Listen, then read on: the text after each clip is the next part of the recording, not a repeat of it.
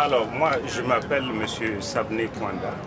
Je suis le conseiller technique du ministre de l'Agriculture et de l'Hydraulique et je suis le président du comité national d'organisation du Forum national sur l'eau et l'assainissement.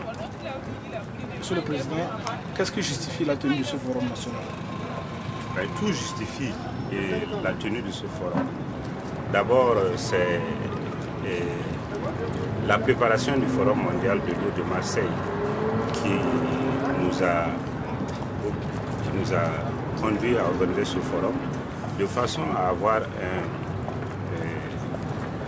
sur le plan national un bilan partagé de la vision et de la gestion des ressources en eau dans notre pays pour pouvoir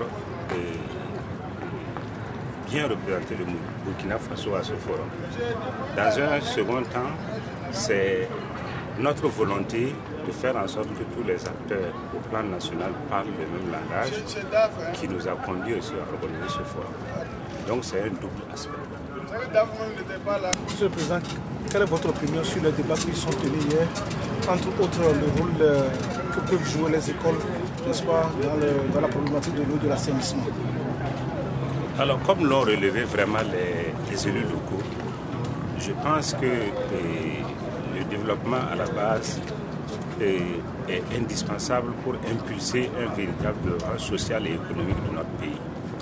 Et j'ai l'intime conviction que nous pourrons faire en sorte que les générations futures assurent la relève, que si très tôt ils sont impliqués dans la gestion de la ressource.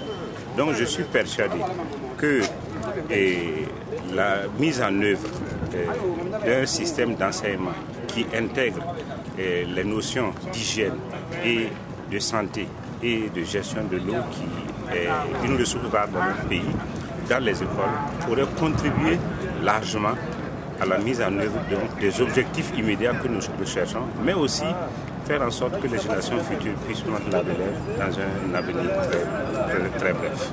Pour moi, après la tenue de ce forum national de l'eau et de l'assainissement, nous devons mettre beaucoup l'accent sur la concertation pour les actions futures. C'est-à-dire toutes les parties prenantes au niveau de l'eau et de l'assainissement doivent trouver un mode de concertation de façon à pouvoir mieux inscrire notre action dans la durée. Parce qu'il ne s'agit pas de faire des ateliers, des forums pour faire des ateliers, des forums. Moi, je pense qu'on a fini avec ça.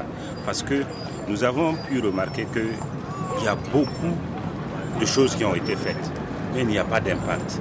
Donc maintenant, il faut agir. Et pour agir, il faut que nous nous concertions et que chacun joue sa partition dans le système.